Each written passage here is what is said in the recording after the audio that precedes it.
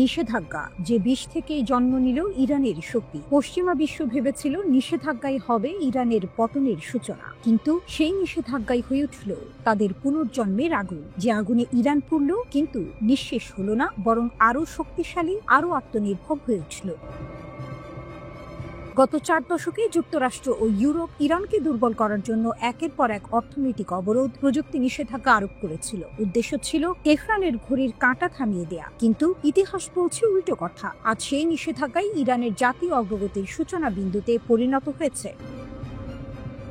ইরানের সংবাদ মাধ্যম পার্স টুডে জানিয়েছে, নিষেধাজ্ঞার চাপে ইরান বাধ্য হয়েছিল নিজের ভেতর তাকাতে। আমদানি নয়, উদ্ভাবনী হয়ে উঠেছিল বেঁচে থাকার একমাত্র পথ। তেলের ওপর নির্ভরতা কমিয়ে তারা গড়ে তোলে প্রতিরোধমূলক অর্থনীতি। একসময় বাজেটের 85% যেখানে তেল থেকে আসতো, এখন সেটি নেমে এসেছে 35%। কিন্তু পতনের বদলে এটাই খুলে দিয়েছে নতুন দিগন্ত। তেল বহির্ভূত খাতের বিস্তার, দেশীয় শিল্পের উত্থান আর অর্থনৈতিক স্বাধীনতার ঘোষণা। আরো বিস্ময়কর, নিষেধাজ্ঞার সময়ই ইরান করেছে জ্ঞানভিত্তিক বিপ্লব। দেশটির উচ্চ প্রযুক্তি রপ্তানি বেড়েছে 42%, জ্ঞানভিত্তিক পণ্যের রপ্তানি 68%। বৈজ্ঞানিক গবেষণায় তারা এখন বিশ্বে 15তম স্থানে, ন্যানো প্রযুক্তিতে শীর্ষ 6 দেশের মধ্যে। একসময় যে জাতির প্রযুক্তি, কিন্তু আজ তারা প্রযুক্তি রপ্তানি করছে। এই আত্মনির্ভরতার প্রভাব পড়েছে জীবনের প্রতিটি ক্ষেত্রে। ওষুধ শিল্পে ইরান এখন 85% চাহিদা নিজেরাই মেটায়। কৃষিতে তারা প্রায় 97% স্বয়ংসম্পূর্ণ। খাদ্য নিরাপত্তা আজ আর পশ্চিমাদের দয়ার দান নয়, ইরানের নিজের অর্জন। শুধু তাই নয়, নিষেধাজ্ঞা তাদের আকাশও দিয়েছে। নিজস্ব উপগ্রহ উৎক্ষেপণ, ড্রোন প্রযুক্তি, ক্ষেপণাস্ত্র উন্নয়ন, সবকিছুই হয়েছে সেই সময়ে যখন পশ্চিমা বিশ্ব ভেবেছিল ইরান হাঁপিয়ে পড়বে। কিন্তু ইরান তখন তৈরি করেছে আকাশে চোখ, সাইবারের ঢাল আর সীমান্তে ভয়হীন প্রতিরোধের প্রতীক। বিশাল জনসমাবেশে ইরানের সর্বোচ্চ নেতা আয়াতুল্লাহ ইমাম খামেনি বলেছিলেন, আমরা অগ্রগতি অর্জন করেছি নিষেধাজ্ঞার সময়ই। মার্কিনীরা বলেছিল এই অর্থনৈতিক চাপ ইতিহাসে নজিরবিহীন। তারা মিথ্যা অনেক বলে, কিন্তু এটুকু সত্য বলেছিল। আর সেই নজিরবিহীন চাপে আমরা দাঁড়িয়ে গেছি বিশ্বের শীর্ষ সারিতে। তিনি আরো বলেছিলেন, তারা চেয়েছিল আমাদের উৎপাদনের চাকা থেমে যাক, কিন্তু আমাদের শ্রমিকরা রণক্ষেত্রের সৈনিক হয়ে তা হতে দেয়নি। আর যখন বিশ্ব ডলার নির্ভর বাণিজ্যের শৃঙ্খলে আবদ্ধ, তখন ইরান সেই শৃঙ্খল ভেঙে গড়ে তুলেছে নতুন মিত্রতার বলয়। চীন, রাশিয়া, ভারত, ব্রিক্স ও সাংহাই জোটের সঙ্গে গভীর সম্পর্ক। বাণিজ্যে জাতীয় মুদ্রার ব্যবহার শুরু করে তারা ঘোষণা দিয়েছে, আমরা আর কারো ছায়া নই। সবশেষে ইতিহাসের এক অদ্ভুত শিক্ষা যেন ইরান বিশ্বকে দেখিয়েছে, নিষেধাজ্ঞা ধ্বংস করে না, প্রস্তুত করে। চাপ ভেঙে দেয় না, গড়ে তোলে। যেখানে পশ্চিম চেয়েছিল এক দেশকে নিঃশেষ করতে, সেখানে জন্ম নিয়েছে এক নতুন শক্তি, ইরান নামের সেই অদম্য প্রতিরোধ।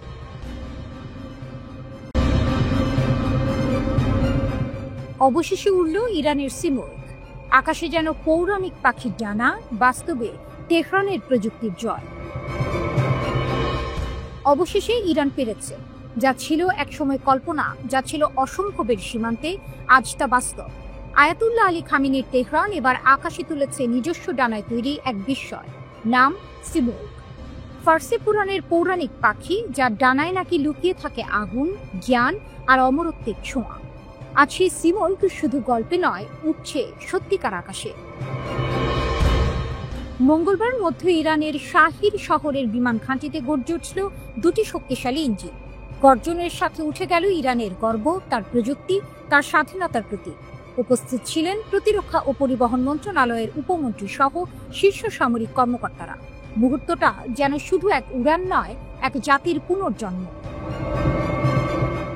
ইরানের আকাশে যে পাখি উড়ল, তার ভেতরে শুধু ধাতু নয়, আছে এক জাতির প্রতিশোধের ইতিহাস। একসময় নিষেধাজ্ঞায় জর্জরিত দেশটি আজ সেই বাধার ভেতর দিয়েই বানিয়েছে নিজস্ব কার্গো বিমান, নিজস্ব প্রযুক্তিতে, নিজস্ব হাতে, নিজস্ব স্বপ্নে। ইরানের সিভিল এভিয়েশন অর্গানাইজেশন জানিয়েছে, সিমরকে বহরে যোগ দেওয়ার আগে 100 ঘন্টা পর্যন্ত বিভিন্ন পরিস্থিতিতে উড়ান পরীক্ষা করতে হবে। 15 বছরের পরিশ্রমে তৈরি এই বিমান এখন তেহরানকে নিয়ে গেছে বিশ্বের সেই 20টি দেশের তালিকায়, যারা নিজেদের নকশায় বিমান তৈরি করতে পারে। প্রেস টিভি জানায়, সিএএ প্রধান হোসেন পুরফারজানে বলছেন, এই উড়ান শুধু প্রযুক্তির নয়, আত্মনির্ভরতার জয়। আমরা দেখিয়ে দিয়েছি নিষেধাজ্ঞা আমাদের থামাতে পারে না। সিমর্গ কেবল একটি কার্গো বিমান নয়, এটি ইরানের নতুন কৌশলগত বার্তা। পশ্চিমা বিশ্বের চোখে চোখ রেখে বলা, আমরাও পারি নিজেদের শক্তিতে। বিমানটিতে রয়েছে দুটি 2500 হর্স পাওয়ারের ইঞ্জিন। এটি 6 মেট্রিক টন পণ্য 3900 কিলোমিটার দূরত্ব পর্যন্ত বহন করতে পারে। সর্বোচ্চ টেক অফ ওজন 21.5 মেট্রিক টন। হালকা, দ্রুত এবং চটপটে এই বিমানকে বলা হচ্ছে ইরানের আবহাওয়ার জন্য একদম আদর্শ।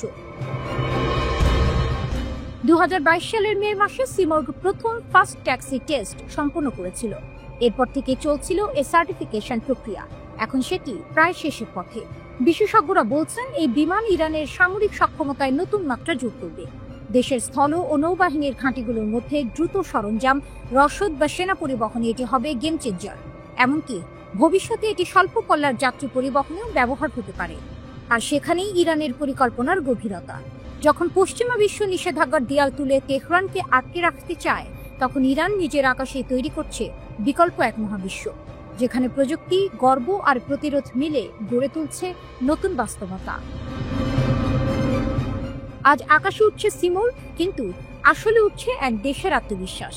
এই উড়ান প্রমাণ করছে ইরানের শক্তি শুধু ক্ষেপণাস্ত্রে নয়, তার শক্তি মেধায়, প্রযুক্তিতে আর নিজের ভাগ্য নিজে গড়ে তোলার সাহসে।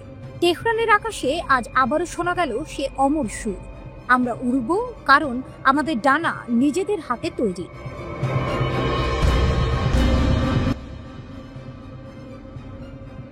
রাফায় আবারও আগুন, যুদ্ধবিরতির ছাই থেকে জেগে উঠল হামাস। গাজার দক্ষিণে রাফা, যুদ্ধবিরতি ভেঙে পড়েছে আর সেই ধ্বংসস্তূপের ভেতর থেকে উঠে এসেছে পুরনো ছায়া হামাস। ইসরায়েল দাবি করেছে রাফায় তাদের সেনাদের উপর হামলা চালিয়েছে হামাসের যোদ্ধারা। আরপিজি রকেটের গর্জন, স্নাইপারের গুলি, সব মিলে সেই দুপুরটা পরিণত হয়েছে যুদ্ধক্ষেত্রে। ইসরায়েলি সেনাবাহিনী নিশ্চিত করেছে 37 বছর বয়সী মাস্টার সার্জেন্ট ইয়োনা এফ্রেইম বেলবাউম ঘটনাস্থলে নিহত হয়েছেন। পশ্চিম তীরের নেরিয়া বসতির এই সৈন্য ছিলেন ভারী অস্ত্র চালনায় বিশেষজ্ঞ। আইডিএফ বলছে হামাসের যোদ্ধারা সুড়ঙ্গ থেকে উঠে এসে আচমকা আক্রমণ চালায়, আরপিজি ছোড়ে, দূর থেকে গুলি ছোড়ে। মুহূর্তেই বিশৃঙ্খলা ছড়িয়ে পড়ে রাফার জেলিনা এলাকায়, যা এখন ইসরায়েলের দখলে।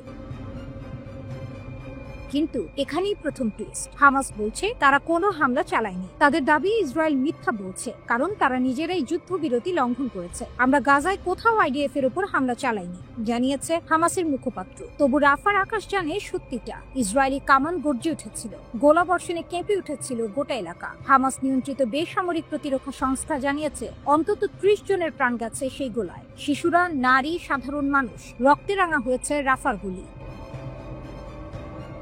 এ যেন এক দম বন্ধ করা দ্বৈরথ। এক পাশে ইসরায়েলের কামান আর অন্য পাশে হামাসের ছায়া যুদ্ধ।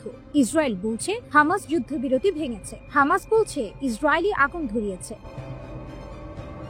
আর মধ্যপ্রাচ্যের বাতাসে আবারও গন্ধ ছড়িয়ে পড়ছে ধোঁয়ার, বন্দুকের, প্রতিশোধের। এরই মধ্যে সামনে এলো আরেকটি টুইস্ট। জিম্মিদের দেহ নিয়ে চলছে নতুন টানাপোড়েন। ইসরায়েল বলছে হামাস যুদ্ধবিরতির অংশ হিসেবে এখনো সব মৃতদেহ ফেরত দেয়নি। হামাস বলছে ইসরায়েলি বোমা বর্ষণে অনেক কবরস্থানই ধ্বংস হয়ে গেছে, তাই নিখোঁজদের দেহ খুঁজে পাওয়া কঠিন। আর দূরে ওয়াশিংটনে দাঁড়িয়ে সাবেক প্রেসিডেন্ট ডোনাল্ড ট্রাম্প ঘোষণা দিলেন ইসরায়েল আত্মরক্ষায় যা করেছে তা সঠিক। হামাস ছোট একটা অংশ, কিন্তু যদি তারা ভালো আচরণ না করে তাহলে তাদের জীবনই শেষ হবে। তার কথায় যুদ্ধবিরতির শেষ ছোঁয়াটুকু যেন মিলিয়ে গেল।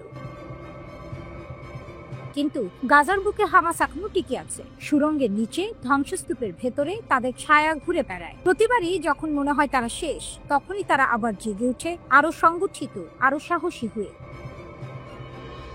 রাফার মাটি আজ বলছে যুদ্ধবিরতি হয়তো কাগজে আছে, কিন্তু বাস্তবে নেই। কারণ গাজার মাটিতে শান্তি যতবার জন্ম নেয়, ততবারই জন্ম নেয় তার শত্রু, অন্যায়ের বিরুদ্ধে দাঁড়িয়ে থাকা এক ছায়া নাম, যার নাম হামাস।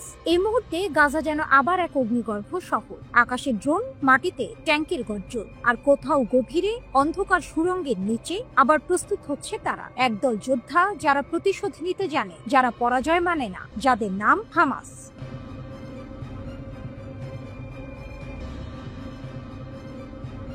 ট্রাম্পের নতুন দাবি, ইরানের পাল্টা জবাব, আমাদের শক্তি পরমাণু নয়, আমাদের শক্তি স্বাধীনতা। টোকিওর আকাশে তখন রোদ ঝলমলে, আর সমুদ্রের ঢেউয়ে ভাসছে মার্কিন রণতরী ইউএসএস জর্জ ওয়াশিংটন। সে ডেকে দাঁড়িয়ে নিজের পক্ষে আবারও সাফাই গাইলেন মার্কিন প্রেসিডেন্ট ডোনাল্ড ট্রাম্প। সেনাদের উদ্দেশ্যে তার কণ্ঠ গভীর, দৃঢ়। ইরান প্রায় পারমাণবিক বোমা বানিয়ে ফেলেছিল। যদি আমি সময় মতো ব্যবস্থা না নিতাম, আজ বিশ্ব ভয়াবহ বিপদে থাকত। ট্রাম্পের দাবি, ইরানের পরমাণু স্থাপনাগুলোতে যুক্তরাষ্ট্রের বোমা হামলায় সেই বিপর্যয় ঠেকিয়েছে। আর যোগ করলেন, আমি মাত্র 8 মাসে 8টি যুদ্ধ থামিয়েছি। ইতিহাসে এমন কাজ আর কেউ করেনি। বিশ্লেষকরা বলছেন, ট্রাম্পের এই কথাগুলো আসলে এক নতুন চাপ তৈরির কৌশল। ইরানকে ভয় দেখানো নয়, বরং কূটনৈতিক জটিলতার ভেতর ফেলাই তার লক্ষ্য। কিন্তু ইরান যেন নিঃশব্দেই জবাব দিয়েছে, অদৃশ্যভাবে, তীব্রভাবে। কারণ কিছুদিন আগেই ইসরায়েল যুক্তরাষ্ট্রের পরোক্ষ সমর্থনে ইরানের পারমাণবিক ও সামরিক স্থাপনাগুলিতে নজিরবিহীন হামলা চালায়। 1000-এরও বেশি মানুষ নিহত হন। আবাসিক এলাকা, গবেষণাগার, সামরিক ঘাঁটি সব ধ্বংসস্তূপে পরিণত হয়। তেহরান তখন নীরব ছিল না। প্রতিশোধে ইরানের আকাশে গর্জে ওঠে ড্রোন ও ক্ষেপণাস্ত্র। ইসরায়েলের অভ্যন্তরে একের পর এক বিস্ফোরণ, ধ্বংস, হতাহত। মধ্যপ্রাচ্যের রাতগুলোতে তখন আগুনের আলো। এক দফা যুদ্ধবিরতি এলেও তা শুধু নামই। রক্ত, প্রতিশোধ আর ভয় সবই রয়ে গেল বাতাসে ভেসে। এই বিশৃঙ্খলার মাঝে ট্রাম্প নেসেটে ভাষণ দেন। সেখানে তিনি আবার শান্তির আহ্বান জানান ইরানের প্রতি। কিন্তু ইরান যেন এই আহ্বান শুনে তিরস্কারের হাসি হাসল। তেহরানের পররাষ্ট্র মন্ত্রণালয় এক বিবৃতিতে জানায়, মার্কিন প্রেসিডেন্টের শান্তির আহ্বান তার সাম্প্রতিক কর্মকাণ্ডের সঙ্গে সাংঘর্ষিক। শান্তি ও সংলাপের আকাঙ্ক্ষা কখনোই শত্রুতাপূর্ণ আচরণের সঙ্গে যায় না।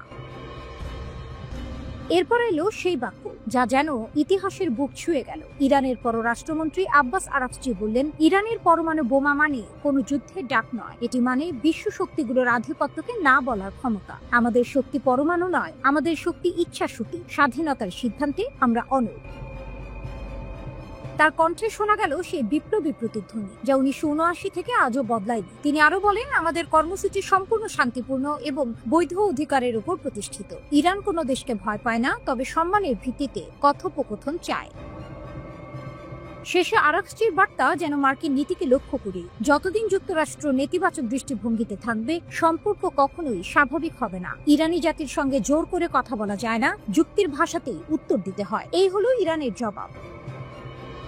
না কোনো পরমাণু প্রদর্শন, না কোনো কূটনৈতিক নাটক, শুধু এক অটল ঘোষণা। ইরান পরমাণু শক্তি নয়, এক আদর্শ শক্তি। যে শক্তি ঝড়ের মধ্যেও বলে যায়, আমরা মাথা নত করব না, আমরা স্বাধীনতার সন্তান। আর সেই মুহূর্তেই মনে হয়, যুদ্ধবিরতির নিচে যে আগুনটা ঘুমিয়ে আছে, তার শিখা এখনো পুরোপুরি নিভে যায়নি।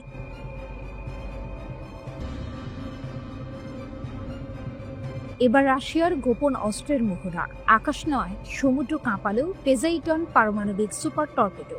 বিশ্বজুড়ে যখন ইউক্রেন যুদ্ধ নিয়ে রাশিয়ার উপর বাড়ছে পশ্চিমা চাপ, ঠিক তখনই ভ্লাদিমির পুতিন দিলেন নতুন এক শক্তির প্রদর্শন। রাশিয়া জানিয়ে দিল, তারা এখন শুধু আকাশে নয়, সমুদ্রের গভীরেও তৈরি পারমাণবিক ত্রাস। এবার সফলভাবে পরীক্ষা চালানো হয়েছে বিশ্বের সবচেয়ে ভয়ঙ্কর টর্পেডো পজেইডন। গ্রিক পুরাণের সমুদ্র দেবতা পজেইডনের নামে নামকরণ করা এই অস্ত্রের শক্তি যেন তারই মতো অপ্রতিরোধ্য। এরকম আর কিছু পৃথিবীতে নেই, পুতিনের ঘোষণা। মস্কোর এক হাসপাতালে ইউক্রেন যুদ্ধের আহত সেনাদের সঙ্গে চা পান করছিলেন পুতিন। সেখানে হঠাৎ ঘোষণা দেন তিনি, আমরা সফলভাবে পজেইডন নিউক্লিয়ার সুপার টর্পেডোর পরীক্ষা সম্পন্ন করেছি। তার কণ্ঠে ছিল ঠান্ডা আত্মবিশ্বাস। এটি আমরা শুধু সাবমেরিন থেকে উৎক্ষেপণই করিনি, বরং এর পারমাণবিক শক্তি ইউনিটও চালু করেছি। এটি নির্দিষ্ট সময় ধরে নিখুঁতভাবে কাজ করেছে। এই ধরনের প্রযুক্তি পৃথিবীর আর কোথাও নেই। পজেইডনকে আটকানোর কোনো উপায় নেই। এ এক ঘোষণাই নয়, এটি যেন পশ্চিমা বিশ্বের উদ্দেশ্যে পাঠানো বার্তা। রাশিয়া এখনো খেলায় আছে এবং আগের চেয়ে অনেক বেশি প্রস্তুত। সমুদ্রের নিচে ধ্বংসযজ্ঞের অজানা সাম্রাজ্য সামরিক বিশ্লেষকদের ভাষায় পজেইডন হলো এক চলমান বিপর্যয়। এই টর্পেডো যদিও উপকূলীয় কোনো অঞ্চলে বিস্ফোরিত হয়, তাহলে সৃষ্টি করতে পারে ভয়াবহ তেজস্ক্রিয় সুনামি, যা মুহূর্তে মুছে দিতে পারে সমুদ্র তীরবর্তী শহরগুলোকে। প্রায় 10,000 কিলোমিটার পাল্লার এই টর্পেডো ঘন্টায় 185 কিলোমিটার গতিতে চলতে পারে, যা একটি জেট বিমানের কাছাকাছি গতি। ওজন 100 টন, দৈর্ঘ্য 20 মিটার, ব্যাস 1.8 মিটার। এটি একসাথে পারমাণবিক টর্পেডো ও ড্রোনের সংমিশ্রণ, যা লক্ষ্যভেদ করতে পারে সম্পূর্ণ স্বয়ংক্রিয়ভাবে, এমনকি মানব নিয়ন্ত্রণ ছাড়াও। ন্যাটো এই অস্ত্রটির কোড নেম দিয়েছে ক্যানিয়ন। যার মানে গভীর অন্ধকার গিরিখা। ঠিক তেমনি গভীরে লুকিয়ে থাকা এক ভয়ঙ্কর হুমকি রাশিয়ার এই পোসেইডন। টুইস্ট, শুধু প্রতিরক্ষা নয়, প্রতিশোধের বার্তা। পোসেইডন শুধু প্রযুক্তির ফল নয়, এটি এক প্রতিশোধের প্রতীকও। পুতিন 2018 সালেই জানিয়েছিলেন, যুক্তরাষ্ট্র যখন 2001 সালে ABM চুক্তি থেকে সরে গিয়ে ক্ষেপণাস্ত্র প্রতিরক্ষা ব্যবস্থা তৈরি করে, তখনই রাশিয়া শুরু করে পোসেইডনের পরিকল্পনা। অর্থাৎ এটি এক প্রতিক্রিয়া, ন্যাটো ও ওয়াশিংটনের পূর্ববর্তী সম্প্রসারণের জবাব। এর আগেও রাশিয়া বুরেভাস্টনে ক্রুজ ক্ষেপণাস্ত্র ও পারমাণবিক বগুড়া চালিয়েছে। ধারাবাহিক এসব পদক্ষেপে পুতিন যেন বারবার বলছেন, আমরা হুমকির জবাব দেব ভয় দিয়ে নয়, শক্তি দিয়ে। শক্তির নতুন সংজ্ঞা। বিশ্লেষকরা বলছেন, পোসেইডনের পরীক্ষা রাশিয়ার প্রযুক্তিগত সক্ষমতার এক নতুন অধ্যায়। যেখানে আমেরিকার ট্রাইডেন্ট বা ফ্রান্সের M51 ক্ষেপণাস্ত্র এখনও বাতাসে সীমাবদ্ধ, সেখানে পোসেইডন সমুদ্রের নিচে লুকিয়ে অদৃশ্য পথে এগোয়। এমন এক অস্ত্র যাকে রাডারে ধরা যায় না, থামানো যায় না, আর যেটি বিস্ফোরিত হলে শুধু একটি সেকেন্ড নয়, বদলে দিতে পারে পুরো মানচিত্র। আকাশে স্যাটেলাইট, স্থলে সেনা, আর সমুদ্রের নিচে পোসেইডন। বিশ্ব রাজনীতির নতুন ত্রিমাত্রিক শক্তি সমীকরণে এখন রাশিয়ার নামটাই সবচেয়ে ভয়াবহভাবে উচ্চারিত হচ্ছে। রাশিয়ার হাত ধরছে ইরান, আকাশযুদ্ধে ফিরে আসছে তেহরানের শক্তি। অবশেষে তেহরান পাল্টা চাল দিয়েছে। যে দেশ একসময় ইসরায়েলি আকাশ অভিযানের সামনে অসহায় হয়ে পড়েছিল, আজ সেই দেশ আকাশে ফের গর্জে ওঠার প্রস্তুতি নিচ্ছে। যুক্তরাষ্ট্র ও ইসরায়েলের যৌথ হামলায় পরমাণু কর্মসূচি ধাক্কা খেলেও এখন ইরান ঝুঁকছে নতুন প্রতিরক্ষার দিকে, আকাশ শক্তির পুনর্জাগরণে। এবার ইরানের হাতে উঠছে রাশিয়ার তৈরি বিশ্বের অন্যতম ভয়ঙ্কর যুদ্ধবিমান Su-35। এই যুদ্ধবিমান অনেকে বলে আকাশের শিকারী বাজ। ইউক্রেন যুদ্ধের পর রাশিয়া আর কোনো দেশের সঙ্গে এত বড় সামরিক চুক্তি করেনি, কিন্তু ইরান করেছে। ফাঁস হওয়া এক গোপন নথি বলছে, তেহরান $650 কোটি বিশাল চুক্তি করেছে মস্কোর সঙ্গে। চুক্তি অনুযায়ী রাশিয়া ইরানকে দেবে 48টি super Su-35 multi role fighter jet. আর এই খবরেই কেঁপে উঠেছে মধ্যপ্রাচ্যের আকাশ শক্তির ভারসাম্য। রাশিয়ার রাষ্ট্রীয় প্রতিরক্ষা সংস্থা ও তাদের সহযোগী সংস্থা KAI থেকে ফাঁস হওয়া নথিগুলো প্রকাশ করেছে ইউক্রেনীয় হ্যাকাররা। সেসব অনুযায়ী বিমানগুলো ইরানের ইস্পাহান প্রদেশের শাহিদ বাবাই বিমান ঘাঁটিতে সংযোজনের প্রস্তুতি চলছে।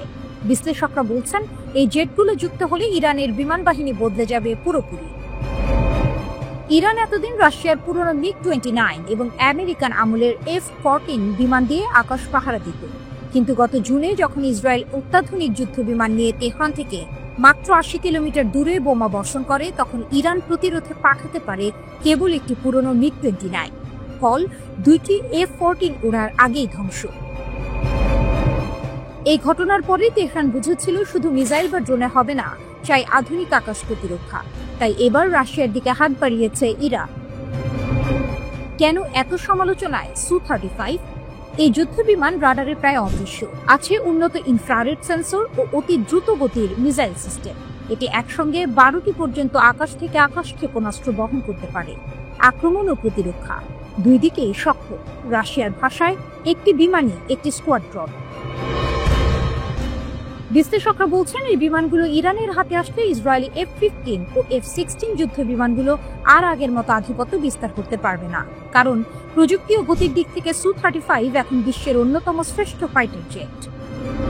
তবে এক প্রশ্ন থেকেই যায়, রাশিয়া আদৌ 48টি বিমান সময় মতো তৈরি করতে পারবে কিনা?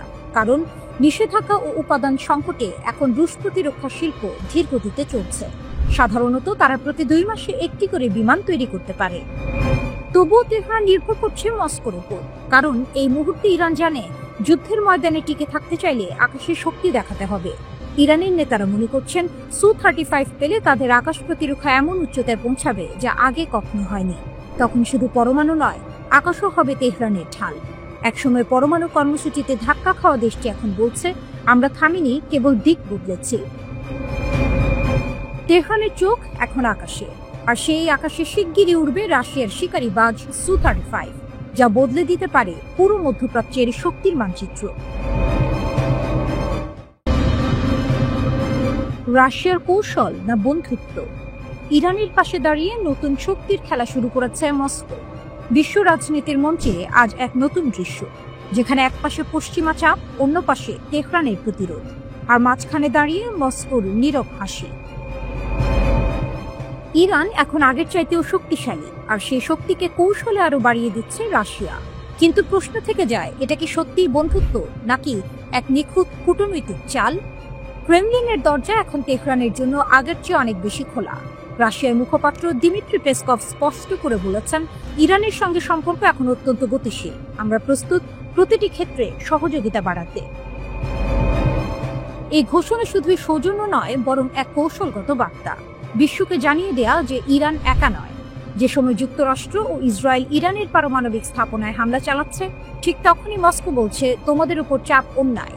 এই বার্তা শুধু কূটনৈতিক নয়, বরং সামরিকভাবে প্রতিপক্ষকে সতর্ক করারও ইঙ্গিত। 2025 সালের জানুয়ারিতে দুই দেশ সই করে কম্প্রিহেনসিভ স্ট্র্যাটেজিক পার্টনারশিপ চুক্তি। এই চুক্তির আওতায় রাশিয়া ইরানকে দিচ্ছে পারমাণবিক প্রযুক্তি, স্যাটেলাইট সহায়তা এবং উন্নত প্রতিরক্ষা ব্যবস্থা। বিশ্লেষকরা বলছেন, এটি কেবল বন্ধুত্ব নয়, বরং এক পারস্পরিক স্বার্থের খেলা। রাশিয়া চায় মধ্যপ্রাচ্যে একটি নির্ভরযোগ্য মিত্র, আর ইরান চায় পশ্চিমা নিষেধাজ্ঞা ও মার্কিন চাপের বিরুদ্ধে এক পরাশক্তির ছায়া। দুই দেশের এই স্বার্থের সংযোগই আজ নতুন শক্তির জোট তৈরি করছে। তবে এই সম্পর্কেও আছে রহস্য, কারণ পশ্চিমা গোয়েন্দারা দাবি করছে রাশিয়া ইরানের শাহেদ ড্রোন প্রযুক্তি ব্যবহার করে নিজস্ব ড্রোন তৈরি করেছে গেরান নামে। অর্থাৎ ইরানের প্রযুক্তি রাশিয়া ব্যবহার করছে, কিন্তু কৃতিত্ব নিচ্ছে নিজে। তাহলে কি ইরানকে শক্তিশালী করার আড়ালে মস্কো আসলে নিজের কৌশল সাজাচ্ছে? এই প্রশ্নের মধ্যেই বুশেহরে রাশিয়া বিনিয়োগ করেছে প্রায় $25 বিলিয়ন, তৈরি করছে 4টি নতুন পারমাণবিক কেন্দ্র, যা ইরানের জ্বালানি ঘাটতি পূরণ করবে, পাশাপাশি প্রযুক্তিগত স্বনির্ভরতা ও প্রতিরোধ ক্ষমতা বাড়াবে বহু গুণে। কিন্তু এখানেও আছে শর্ত, রাশিয়া সবকিছু করবে কঠোর নজরদারিতে, অর্থাৎ শক্তি দিচ্ছে কিন্তু স্বাধীনতা নয়। এদিকে চলমান উত্তেজনার মধ্যেই রাশিয়া সফরে গেছেন ইরানের জাতীয় নিরাপত্তা পরিষদের সচিব আলী লারিজানি। তার এই সফর ঘিরেই শুরু হয়েছে নতুন জল্পনা, কারণ একই সময়ে মস্কোয় পৌঁছে যায় ইসরায়েলের একটি বার্তাও, আর যুদ্ধ চাই না। কিন্তু ঠিক পরদিন রাশিয়া ঘোষণা দেয় ইরানকে দেবে 48টি Su-35 মাল্টিরোল যুদ্ধ বিমান। বিশ্লেষকরা বলছেন, এটি কেবল সামরিক লেনদেন নয়, বরং এক ঘোষণা। ওয়াশিংটন ও তেল আবিবের উদ্দেশ্যে রাশিয়ার বার্তা স্পষ্ট, এখন আমরা শুধু কূটনীতির নয়, শক্তির ভাষায় কথা বলবো। ইরানের হাতে এই যুদ্ধ বিমান পৌঁছালে মধ্যপ্রাচ্যের আকাশ শক্তির ভারসাম্য বদলে যাবে পুরোপুরি। তেহরান তখন আর কেবল প্রতিরোধে থাকবে না, বরং প্রস্তুত হবে আধিপত্যের জন্য। এই মুহূর্তে বিশ্ব জুড়ে যখন যুক্তরাষ্ট্র নতুন নিষেধাজ্ঞা চাপাচ্ছে, তখন রাশিয়া বলছে আমরা আছি ইরানের পাশে। এ যেন নতুন প্রতিরোধ অক্ষের সূচনা, যেখানে মস্কো ও তেহরান একে অপরের ভরসা আর তাদের ছায়া ধীরে ধীরে ঠেকে দিচ্ছে পশ্চিমের প্রভাব। তাহলে কি রাশিয়া সত্যি ইরানকে শক্তিশালী করছে, নাকি ইরানকে সামনে রেখে মস্কো নিজের প্রভাব বাড়াচ্ছে মধ্যপ্রাচ্যে?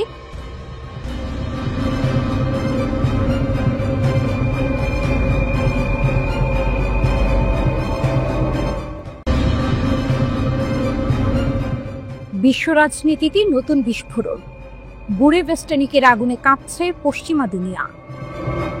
রাশিয়া যখন তার নতুন পারমাণবিক ক্রুজ ক্ষেপণাস্ত্র বুরেভেস্টানিক মিত্রদের হাতে তুলে দেওয়ার প্রস্তাব রাখল, ঠিক সেই মুহূর্তে তেহরান থেকে ভেসে এলো এক কাঁপানো ঘোষণা, আমরা নতুন বিশ্ব ব্যবস্থা গড়ব।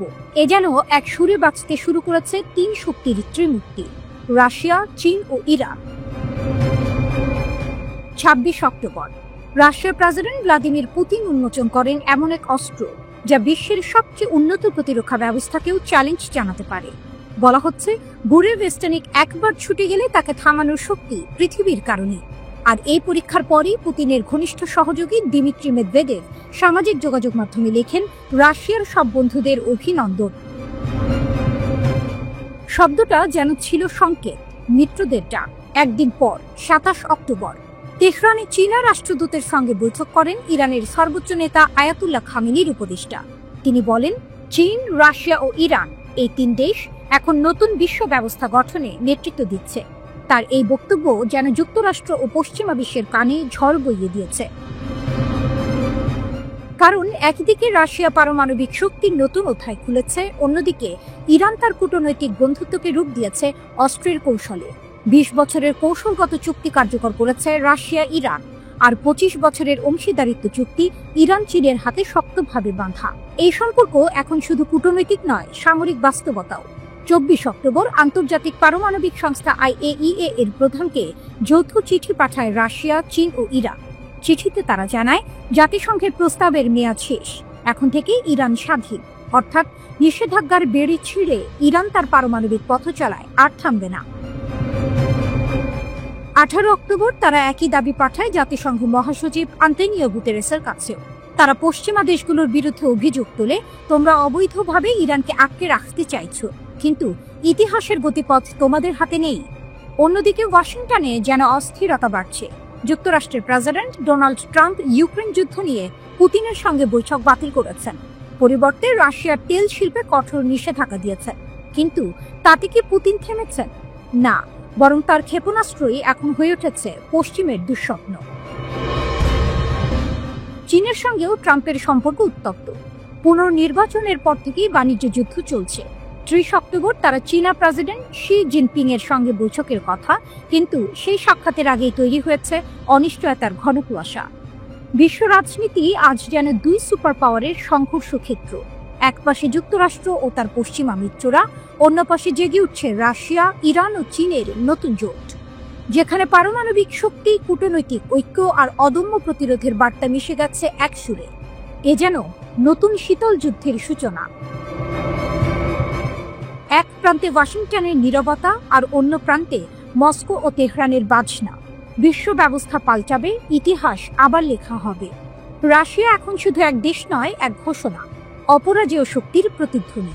আর ইরান, সে হয়ে উঠছে সেই আগুন যার আলোয় পশ্চিম এখন তাকিয়ে আছে ভয়ের চোখে।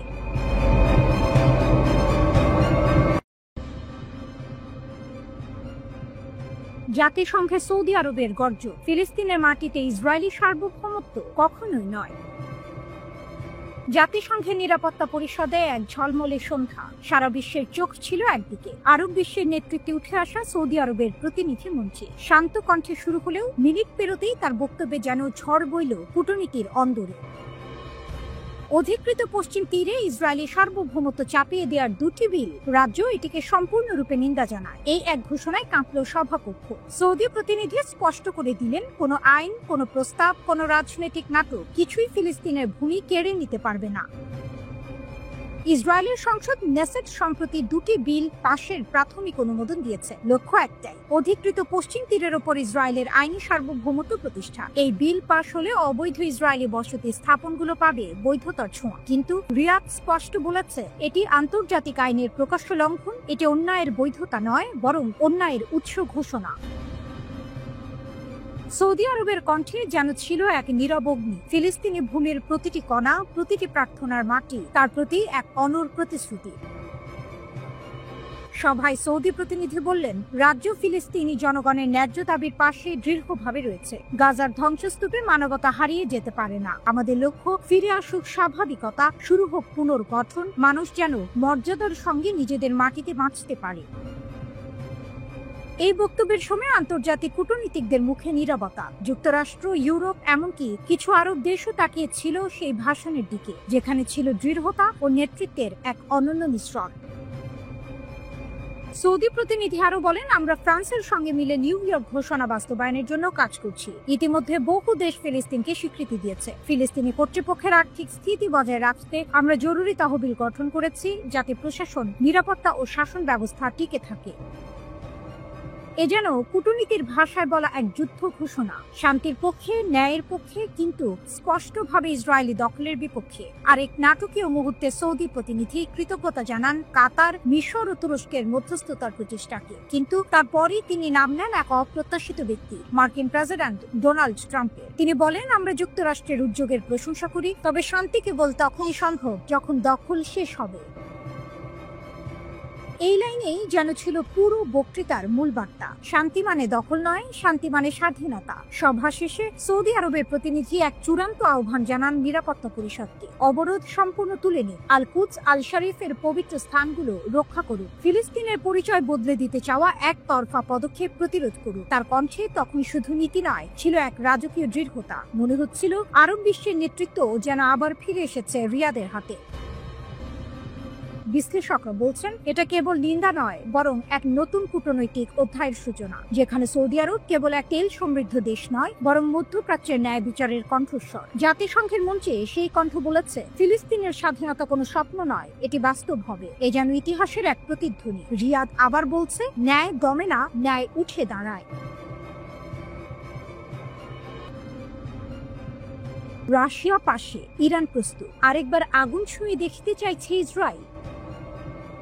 এক অদ্ভুত উত্তেজনায় জ্বলছে মধ্যপ্রাচ্যের আকাশ। চারপাশে যুদ্ধের গন্ধ, আর সেই গন্ধের কেন্দ্রে দুটি নাম, রাশিয়া ও ইরান। পশ্চিমাদের চোখে এরা যেন আগুনের দুটি শিখা, যারা যত দমন করা যায় ততই জ্বলে ওঠে আরো উজ্জ্বল হয়ে। সম্প্রতি এক বিস্ফোরক মন্তব্যে সাবেক মার্কিন জেনারেল লরেন্স হন সতর্ক করে বলেছেন, ইসরায়েল যদি একা ইরানের সঙ্গে যুদ্ধে নামে তবে ধ্বংস অনিবার্য। তার ভাষায়, তেহরানের বিরুদ্ধে একা লড়াই মানে আত্মহনন। জেনারেলের মতে, ইরানের ক্ষেপণাস্ত্রের শক্তি আজ এমন পর্যায়ে পৌঁছেছে যা মার্কিন সামরিক পরিকল্পনাকেও কাঁপিয়ে দিয়েছে। তিনি বলেন, ইরানের ক্ষেপণাস্ত্র ব্যবস্থা এতটাই নির্ভুল যে ইসরায়েলের আকাশ প্রতিরক্ষা, আয়রন ডোম বা ডেভিড স্লিং সবই প্রায় অচল হয়ে যাবে। তিনি আরো যোগ করেন, সাম্প্রতিক যুদ্ধে ইরান ইচ্ছাকৃতভাবে বেসামরিক এলাকা এড়িয়ে গেছে। যদি তারা ধৈর্য না দেখাতো, ইসরায়েলের হতাহতের সংখ্যা ভয়াবহ হতো। আর এখানেই রয়েছে টুইস্ট। ইসরায়েল এখন জানে ইরানকে একা মোকাবিলা করা সম্ভব নয়, তাই তারা চাইছে যুক্তরাষ্ট্রকে এই যুদ্ধে টেনে আনতে। কিন্তু প্রশ্ন একটাই, ওয়াশিংটন কি সত্যিই তেহরানের ক্ষেপণাস্ত্র ঝড়ে পা বাড়াবে? ইরানের সর্বোচ্চ নেতা আয়াতুল্লাহ খামেনির নির্দেশে সম্প্রতি তুলে নেওয়া হয়েছে ক্ষেপণাস্ত্র সীমা। এখন তেহরান চাইলে 2000 কিলোমিটারেরও বেশি পাল্লার অস্ত্র বানাতে পারবে। এর অর্থ একটাই, ইরানের নিশানায় এখন শুধু ইসরায়েল নয়, পুরো ইউরোপ, এমনকি মার্কিন ঘাঁটিও। সামরিক মহলে গুঞ্জন, রাশিয়ার সঙ্গে ইরানের নতুন প্রযুক্তিগত সহযোগিতা শুরু হয়েছে। রাশিয়ার অভিজ্ঞ প্রকৌশলী ও ইরানের প্রতিরক্ষা বিশেষজ্ঞরা একসাথে কাজ করছে উন্নত ক্ষেপণাস্ত্র ও প্রতিরক্ষা সিস্টেমে। মস্কো ও তেহরানের এই অ্যালায়েন্সকে পশ্চিমা বিশ্লেষকরা বলছেন একটি নতুন যুগের সূচনা।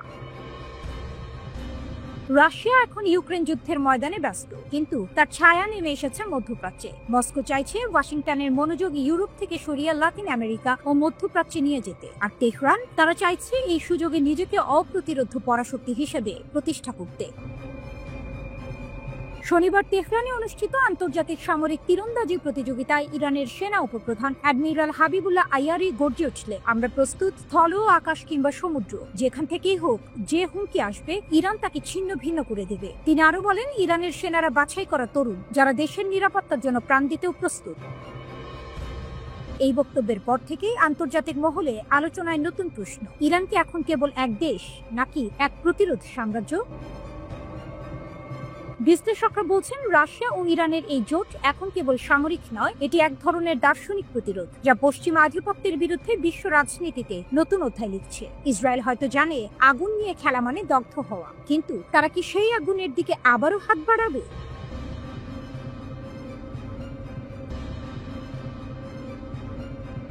মাত্র কয়েকশো কেজি ইউরেনিয়াম এবং সমগ্র মধ্যপ্রাচ্যের কূটনীতি একবারে ঘুরে গেল। প্রশ্নটি সরল, কেনই বা এটুকু ধাতু নিয়ে দেশগুলো যুদ্ধ পর্যন্ত করতে রাজি হয়? উত্তরটা আছে কণায় কণায়, এবং তা এমন ভাবে যে একবার বুঝলে চোখ ফেরানো যায় না। ইউরেনিয়াম হলো পৃথিবীর ভারী ধাতুগুলোর মধ্যে একটি। প্রকৃতিতে যে ধরনের ইউরেনিয়াম পাওয়া যায় তাতে মাত্র নগণ্য অংশ, প্রায় 0.7%, U-235 নামে এমন এক আইসোটোপ যেটি ভাঙলে বিশাল শক্তি মুক্তি পায়। অধিকাংশ ইউরেনিয়াম U-238 যা নিজে থেকে পারমাণবিক বোমায় কাজে লাগে না। তাই বিজ্ঞানীরা বিশেষ প্রক্রিয়ায় এই U-235 এর অনুপাত বাড়ান, এটাকেই বলে সমৃদ্ধিকরণ। তবে এখানে সামরিক উদ্দেশ্যে সরাসরি নির্দেশ না দিয়ে বললে হবে, একবার সমৃদ্ধি বাড়লে সামর্থ্য বদলে যায়। 60% সমৃদ্ধ ইউরেনিয়াম IAEA এর হিসাব অনুযায়ী ইরানের কাছে 400 কেজির বেশি এমন স্টক আছে। এই স্তরটি শস্ত্র উপযোগী পর্যায়ের সবচেয়ে ভয়ঙ্কর দরজার কাছে পৌঁছায়, কারণ 60% থেকে 90% অর্থাৎ অস্ত্রমানের করা তুলনায় সহজ। প্রথম থেকেই 60% থাকা মানে সময় ও প্রযুক্তি দুটোই ঝঞ্ঝাট কমে যায়। তাই শুধু কিলোগ্রাম নয়, প্রস্তুতি ও দ্রুততা দেশগুলোর নিরাপত্তার হিসেব বদলে দেয়। কিভাবে? সংক্ষেপে বললে, ধাতুটিকে এমন এক রাসায়নিকে রূপান্তর করে গ্যাস আকারে কেন্দ্রিফিউজ নামের যন্ত্র দিয়ে মূলত হালকা U-235 ও ভারী U-238 আলাদা করা হয়। এটি বেশ জটিল প্রক্রিয়া, একই সাথে বিপজ্জনক। একবার অনেক পরিমাণে উচ্চশ্রেণীর সমৃদ্ধি হাতের কাছাকাছি এলেই একটি দেশের ব্রেকআউট বা অস্ত্র তৈরির সময় খুবই কমে আসে। মিত্রের সহযোগিতা ইরানের অবস্থানকে আরো শক্তিশালী করেছে। রাশিয়ার সমর্থন, কৌশলগত চুক্তি ও উচ্চস্তরের রাজনৈতিক সমঝোতা ইরানকে কেবল কাঁচামাল নয়, আন্তর্জাতিক মঞ্চে একটা জোরালো সহায়তা দিচ্ছে, যা ভূ রাজনীতিকে নতুন করে রিদম দিল। ফলে ইউরেনিয়াম ইস্যু এখন ভৌগোলিক সীমা ছাড়িয়ে গ্লোবাল কৌশলের কেন্দ্রবিন্দুতে পরিণত হয়েছে। CNN এর সাথে এক সাক্ষাৎকারে ইরানের পররাষ্ট্রমন্ত্রী সৈয়দ আব্বাস আরাকচি বলেছেন, আমাদের কখনোই পারমাণবিক অস্ত্র রাখার ইচ্ছা ছিল না এবং আমরা 2015 সালে মার্কিন যুক্তরাষ্ট্র সহ P5+1 দেশগুলির সাথে পরমাণু সহযোগিতা সংক্রান্ত সমঝোতা বা JCPOA স্বাক্ষর করার সময় এটি প্রমাণ করেছি। আরাকচি আরো বলেন, আমেরিকা আমাদের পারমাণবিক স্থাপনা এবং সমৃদ্ধকরণ কেন্দ্রগুলিতে আক্রমণ করেছে, সেগুলো ধ্বংস করেছে এবং মারাত্মকভাবে ক্ষতিগ্রস্ত করেছে। কিন্তু এই সামরিক অভিযান সমস্যার সমাধান করতে পারেনি, কারণ প্রযুক্তিটি আমাদের কাছে সহজলভ্য এবং দেশীয়। আমরা বিদেশ থেকে পারমাণবিক প্রযুক্তি আমদানি করিনি, বরং নিজেরাই এটি তৈরি করেছি। জাতিসংঘের পরমাণু পর্যবেক্ষণ সংস্থার প্রধান বলেছেন, তেহরানের সঙ্গে কূটনৈতিক প্রচেষ্টা ব্যর্থ হলে পুনরায় শক্তি প্রয়োগের আশঙ্কা করছেন তিনি। চলতি বছরের জুনের মাঝামাঝি সময়ে ইসরায়েল ইরানের বিরুদ্ধে একটি নজিরবিহীন বোমা হামলা চালায়। ফলে যুদ্ধ শুরু হলে পাল্টা ব্যবস্থা হিসেবে ইরান ক্ষেপণাস্ত্র ও ড্রোন হামলা চালায়। ইরানের পররাষ্ট্রমন্ত্রী আব্বাস আরাকচি বৃহস্পতিবার বলেছেন, গ্রোসের মন্তব্য উদ্বেগের বশে নাকি হুমকি হিসেবে তা স্পষ্ট নয়। তিনি পররাষ্ট্র মন্ত্রণালয়ে প্রকাশিত একটি ভিডিও বার্তায় বলেছেন, কিন্তু যারা এই ধরনের হুমকি দিচ্ছেন তাদের বুঝতে হবে যে একটি ব্যর্থ অভিজ্ঞতার পুনরাবৃত্তি করলে তা কেবল আরেকটি ব্যর্থতার দিকেই নিয়ে যাবে। অবশেষে কি পরমাণু ক্ষমতাধর হয়ে উঠল ইরান? জাতিসংঘের পরমাণু সংস্থা IAEA এর রিপোর্ট এবং ইসরায়েলি প্রধানমন্ত্রীর দাবির ভিত্তিতে তেহরানের সামরিক সক্ষমতা নিয়ে যে উদ্বেগ দেখা দিয়েছে তা বিশ্বজুড়ে নতুন করে আলোচনার জন্ম দিয়েছে। এই জল্পনা যদি সত্যি হয়, তবে ইরান শুধু আঞ্চলিক নয়, বৈশ্বিক শক্তিতে পরিণত হবে। পরমাণু সক্ষমতায় ইরান, ট্রাম্পের দাবি কি মিথ্যা? গত জুনে ইরানের পারমাণবিক কেন্দ্রগুলোতে হামলার পর যুক্তরাষ্ট্রের প্রেসিডেন্ট ডোনাল্ড ট্রাম্প দাবি করেছিলেন, আয়াতুল্লাহ আলী খামেনির দেশটির পরমাণু কর্মসূচি সম্পূর্ণ ধ্বংস হয়েছে। কিন্তু তার সেই দাবিকে সরাসরি মিথ্যা প্রমাণিত করেছে জাতিসংঘের পরমাণু সংস্থা international atomic energy agency IAEA এর প্রধান রাফাল গ্রোসে জানিয়েছেন, ইরানের কেন্দ্রগুলোতে এখনও প্রায় 400 কেজি সমৃদ্ধ ইউরেনিয়াম মজুদ রয়েছে। বিজ্ঞানীরা এটিকে পারমাণবিক অস্ত্র তৈরির মূল উপাদান হিসেবে ব্যবহার করেন। গ্রোসের এই বক্তব্য সামরিক বিশ্লেষকদের উদ্বেগ আরও বাড়িয়েছে, কারণ এই পরিমাণ ইউরেনিয়াম দিয়ে ইরান প্রায় 10টি পারমাণবিক বোমা তৈরির সক্ষমতা অর্জন করতে পারে। যদিও বর্তমানে তেহরানের হাতে কোনো পরমাণু অস্ত্র নেই বলেই দাবি করে আসছে IAEA। তবে ইরানের সর্বোচ্চ ধর্মীয় নেতা আয়াতুল্লাহ আলী খামেনির জ্যেষ্ঠ উপদেষ্টা আলী শামখানি স্পষ্ট করে দিয়েছেন, শত্রুদের হামলা সত্ত্বেও ইরানের পারমাণবিক কর্মসূচি টিকে আছে। তিনি বলেন, পারমাণবিক স্থাপনা ধ্বংস হলেও আমাদের খেলা শেষ হয়নি, সমৃদ্ধ ইউরেনিয়াম এখনো অক্ষতই রয়েছে। যদিও খামেনি বরাবরই বলে এসেছেন, ইউরেনিয়াম ব্যবহার করে অস্ত্র তৈরির কোনো পরিকল্পনা তেহরানের নেই। নেতানিয়াহুর মারাত্মক দাবি, ICBM কি পূর্ব উপকূলে আঘাত হানবে? ইরানের পারমাণবিক সক্ষমতার এই জল্পনার মধ্যেই ইসরায়েলের প্রধানমন্ত্রী বেনিয়ামিন নেতানিয়াহু এক মারাত্মক দাবি করেছেন। তিনি বলেন, ইরানের হাতে চলে এসেছে আন্তঃমহাদেশীয় ব্যালিস্টিক মিসাইল ICBM এর শক্তিশালী বহর। তার মতে, এই অস্ত্রটি 11,000 কিলোমিটার জুড়ে হামলা চালাতে পারে, যা দিয়ে যুক্তরাষ্ট্রের পূর্ব উপকূলেও আঘাত হানা সম্ভব। এটি সবার জন্য একটি বড় বিপদ। নেতানিয়াহু তার দাবির সপক্ষে কোনো জোরালো প্রমাণ হাজির না করলেও সমর বিশ্লেষকরা বলছেন, ইরানের বর্তমান রকেট প্রযুক্তি আন্তঃমহাদেশীয় ক্ষেপণাস্ত্রের সফল পরীক্ষার জন্য যথেষ্ট।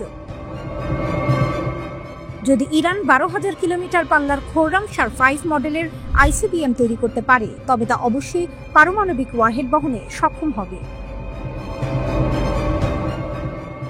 যুক্তরাষ্ট্র ও ইসরায়েলের চোখ ফাঁকি দিতে সক্ষম হবে তো ইরান? এই প্রশ্নের উত্তর খুঁজতে গেলে দেখা যায়, একদিকে যেমন ট্রাম্পের দাবি ভুল প্রমাণিত হয়েছে, ঠিক তেমনই নেতানিয়াহুর ICBM দাবির পক্ষেও সরকারিভাবে কোনো নিশ্চয়তা মেলেনি। তবুও IAEA এর রিপোর্ট এবং নেতানিয়াহুর দাবি, এই দুয়ে মিলে একটি নতুন মেরুকরণ তৈরি করেছে। বিশেষজ্ঞদের মতে ইরান যদি সত্যি আইসিবিএম ও পর্যাপ্ত ইউরেনিয়াম মজুদের মাধ্যমে পরমাণু অস্ত্রের সক্ষমতা অর্জন করে থাকে, তবে বিশ্ব ভূরাজনীতির মোড় ঘুরে যাবে। তেহরান সম্ভবত পারমাণবিক অস্ত্র তৈরির দোরগোড়ায় পৌঁছে গেছে। আর যদি এই ক্ষমতা আন্তঃমহাদেশীয় ক্ষেপণাস্ত্রের সঙ্গে যুক্ত হয়, তবে তা শুধুমাত্র ইসরায়েল নয়, বরং যুক্তরাষ্ট্রের মূল ভূখণ্ডের জন্য মারাত্মক হুমকি। ইরানের পারমাণবিক কর্মসূচি ধ্বংস হয়েছে বলে যারা স্বস্তির নিঃশ্বাস ফেলেছিলেন, তাদের জন্য এটি একটি বড় ধাক্কা। ইরানের সর্বোচ্চ নেতার আশ্বাস এবং IAEA এর রিপোর্ট যেন এই বার্তাই দিচ্ছে, শত্রুর আস্তানায় আঘাত হানার সক্ষমতা অর্জনের পথে এগোচ্ছে তেহরান।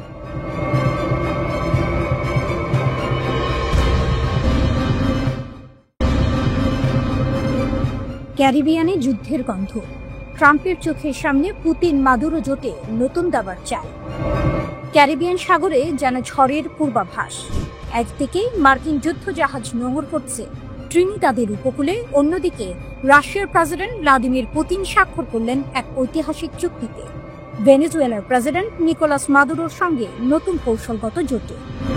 এটি শুধু একটি চুক্তি নয়, বরং এক ভূরাজনৈতিক ঘোষণা। আমেরিকার পেছনের উঠোনে রাশিয়া এখন উপস্থিত। রাশিয়া আনুষ্ঠানিকভাবে ভেনেজুয়েলার সঙ্গে প্রতিরক্ষা ও জ্বালানি চুক্তি অনুমোদন করেছে। পুতিন নিজে স্বাক্ষর করেছেন সেই নথিতে, যা কার্যকর হওয়ার পর দুই দেশ নতুন এক কৌশলগত অধ্যায়ে প্রবেশ করবে। চুক্তির আওতায় রয়েছে জ্বালানি, খনিজ সম্পদ আহরণ, পরিবহন ও যোগাযোগ, নিরাপত্তা সহযোগিতা এবং সন্ত্রাসবাদ দমন। অর্থাৎ ভেনেজুয়েলার আকাশ থেকে তার সমুদ্র পর্যন্ত রাশিয়ার ছায়া আরও ঘন হচ্ছে। মস্কো ও কারাকাস একমত হয়েছে নিয়মিত কূটনৈতিক ও সামরিক সংলাপে অংশ নিতে, যা ভবিষ্যতে পশ্চিমা প্রভাবকে সরাসরি চ্যালেঞ্জ করবে। একজন রুশ বিশ্লেষক এক কথায় বললেন, এই চুক্তি শুধু অর্থনীতি নয়, এটা আমেরিকার নাকের ডগায় এক সামরিক বার্তা। রাশিয়ার এই পদক্ষেপ এমন সময় এলেও যখন মার্কিন প্রেসিডেন্ট ডোনাল্ড ট্রাম্প মাদক কার্টেল দমনের নামে ক্যারিবিয়ানে সামরিক তৎপরতা বাড়িয়েছেন। সম্প্রতি বিশ্বের সবচেয়ে বড় যুদ্ধজাহাজ USS জেরাল্ড আর ফোর্ড নোঙর করেছে ট্রিনিদাদের বন্দরে। কিন্তু প্রতিবেশী ভেনেজুয়েলার মতে এটি কোনো মহড়া নয়, বরং এক সামরিক উস্কানি। ভেনেজুয়েলার ভাইস প্রেসিডেন্ট সতর্ক করে বলেছেন, স্পেন বন্দরে থাকা ওই যুদ্ধজাহাজ সম্পূর্ণ সংঘাতের সূত্রপাত ঘটাতে পারে। এমনকি ভেনেজুয়েলা অভিযোগ করেছে ট্রিনিদাদ ও টোবাগো মার্কিন CIA এর সঙ্গে মিলে এক শত্রুতামূলক অপারেশন পরিচালনা করছে। তাদের দাবি, CIA এর নির্দেশে প্রশিক্ষিত ভাড়াটেরা ক্যারিবিয়ানে একটি মিথ্যা পতাকা হামলার পরিকল্পনা করছিল, যা শেষ পর্যন্ত ব্যর্থ হয়। রাজধানী কারাকাসে এক সাংবাদিক সম্মেলনে ভেনেজুয়েলার উপরাষ্ট্রপতি ডেলসি রদ্রিগেজ বলেন, আমরা এমন ভাড়াটেদের ধরেছি যাদের কাছে CIA থেকে সরাসরি পাওয়া গোপন তথ্য ছিল। তার কথায় ছিল বারুদের গন্ধ।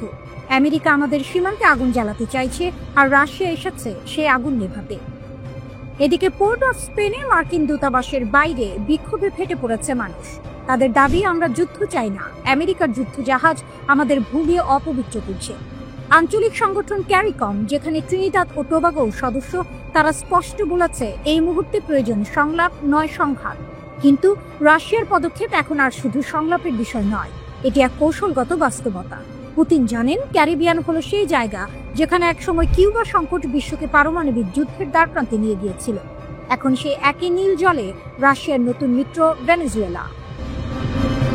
মাদুরো স্পষ্ট বলেছেন, আমেরিকার প্রতিটি নৌ অভিযান আমাদের স্বাধীনতার বিরুদ্ধে ষড়যন্ত্র। আর রাশিয়ার প্রতিক্রিয়া নীরব কিন্তু দৃঢ়। এক কূটনৈতিক সূত্র জানিয়েছে, মস্কো ইতিমধ্যে ভেনেজুয়েলায় সামরিক প্রযুক্তি সরবরাহের প্রস্তুতি নিচ্ছে। বিশ্লেষকরা বলছেন, এটি এক নতুন শীতল যুদ্ধের সূচনা হতে পারে, যেখানে মার্কিন যুদ্ধজাহাজের ঠিক বিপরীতে দাঁড়াবে রাশিয়ার প্রভাবলয়। এক প্রজন্ম আগে যেখানে সোভিয়েত পতাকা উড়েছিল কিউবায়, আজ সেখানে আবার তার ছায়া পড়ছে ভেনেজুয়েলার আকাশে। আর বিশ্বের চোখ এখন পুতিনের দিকে, যে মানুষটি জানেন দাবার বোর্ডে কখন রাজাকে সরাতে হয় আর কখন স্রেফ এক ঘুঁটি দিয়ে পুরো খেলা বদলে দেওয়া যায়। ভূগর্ভে লুকানো আগুন, ইরানের গোপন ক্ষেপণাস্ত্র শহর কাঁপিয়ে দিলেও পশ্চিমকে। শত্রুরা হয়তো কল্পনাও করতে পারেনি ইরান এতটা শক্তিশালী, এতটা প্রস্তুত, এতটা অদৃশ্য। দীর্ঘদিন ধরে নিজেদের সামর্থ্য নিয়ে তেহরান ছিল নীরব, কেবল মাঝে মাঝে গর্বের আভাস দিত। কিন্তু সাম্প্রতিক ইসরায়েল আমেরিকা বিরোধী যুদ্ধের পর থেকে যেন একের পর এক গোপন রহস্য উন্মোচন করছে আয়াতুল্লাহ খামেনির দেশ। আর এবার যা স্বীকার করেছে ইরান, তা শোনার পর পশ্চিমা বিশ্বে নেমেছে অস্থিরতা। ইরান জানিয়েছে তারা তৈরি করেছে ভূগর্ভস্থ ক্ষেপণাস্ত্র শহর। হ্যাঁ, শত্রুদের চোখে অদৃশ্য এক শহর যেখানে মাটি ফুঁড়ে উঠে আসতে পারে হাজারো ক্ষেপণাস্ত্র। ইরানের রাষ্ট্রীয় গণমাধ্যম প্রেস টিভি জানিয়েছে নতুন এই প্রতিরক্ষা ব্যবস্থাটি নির্মিত হয়েছে সিভিল ডিফেন্সের নীতি ও মানদণ্ড অনুসারে। এই প্রকল্পের লক্ষ্য একটাই, আকাশে নয় মাটির নিচে লুকিয়ে থেকে আঘাত হানা, যখন শত্রু বুঝতেও পারবে না কোথা থেকে আসছে বিস্ফোরণ। তেহরানের প্যাসিভ ডিফেন্স অর্গানাইজেশনের প্রধান ব্রিগেডিয়ার জেনারেল গোলাম রেজা জালালি জানিয়েছেন এই ভূগর্ভস্থ ক্ষেপণাস্ত্র শহরগুলো আমাদের সাফল্যের প্রতীক, আমাদের প্রতিরোধ ক্ষমতার জীবন্ত প্রমাণ। তিনি আরো বলেন এই প্রকল্পগুলো শত্রুর আগ্রাসন প্রতিহত করার জন্য গড়ে তোলা হয়েছে, বিশেষ করে ইসরায়েলি শাসনের বিরুদ্ধে। জেনারেল জালালির মতে গত জুনে 12 দিনের যুদ্ধে ইরান তার সামরিক সক্ষমতা দেখাতে সক্ষম হয়েছিল এই ভূগর্ভস্থ ব্যবস্থা ব্যবহার করে। সেই যুদ্ধ ইরানের জন্য একদিকে এনেছে সাফল্য, অন্যদিকে দেখিয়েছে কিছু দুর্বলতাও। তাই আয়াতুল্লাহ খামেনি এখন দেশের সব প্রতিরক্ষা সংস্থাকে নির্দেশ দিয়েছেন সেই দুর্বলতা দূর করতে নতুন কর্মসূচি হাতে নিতে। কিন্তু এখানেই গল্পের টুইস্ট, খামেনি শুধু প্রতিরক্ষা ব্যবস্থায় শক্ত করছেন না, তুলে নিচ্ছেন ক্ষেপণাস্ত্র কর্মসূচির সব সীমাবদ্ধতাও। এর আগে ইরানে উৎপাদিত অস্ত্রের পাল্লা সর্বোচ্চ 2200 কিলোমিটারে সীমাবদ্ধ রাখার নির্দেশ দিয়েছিলেন সর্বোচ্চ নেতা, কিন্তু এখন সেই সীমা নেই। এখন ইরান সিদ্ধান্ত নেবে নিজের মতো করে, তার নিরাপত্তা, তার প্রয়োজন, তার ভূ রাজনীতি অনুযায়ী। বিশ্লেষকরা বলছেন এটি ইরানের প্রতিরক্ষা নীতিতে এক ঐতিহাসিক পরিবর্তনের ইঙ্গিত। তেহরান আর কোনো সীমা মানবে না, তারা মানবে না কোনো বাইরের চাপ, কোনো পশ্চিমা নিষেধাজ্ঞা, কোনো ইউরোপীয় হুমকি। এই ভূগর্ভস্থ ক্ষেপণাস্ত্র শহরগুলো এখন শুধু ইরানের গোপন অস্ত্রভাণ্ডার নয়, এটি এক প্রতীক অদম্য প্রতিরোধের, নিঃশব্দ শক্তির এবং সেই দেশের যে ইতিহাসের প্রতিটি আঘাতকে বেঁচে থেকে জবাব দিয়েছে। পশ্চিমা বিশ্বের চোখে এখন ইরান এক রহস্যময় ছায়া। যে দেশকে ধ্বংস করার স্বপ্ন তারা বহুবার দেখেছে, সেই দেশ আজ নিজের মাটির নিচে গড়ে তুলেছে এক অদৃশ্য দুর্গ। যখন তারা আকাশে খুঁজবে শত্রু, তখন তেহরানের প্রতিশোধ আসবে মাটি ফুঁড়ে, ভূগর্ভ থেকে, নীরবে কিন্তু বিধ্বংসী শক্তিতে। এটাই ইরান, দৃশ্যমানের চেয়েও ভয়ঙ্কর, অন্ধকারের মধ্যেও যার আলো জ্বালে প্রতিরোধের আগুন হয়ে।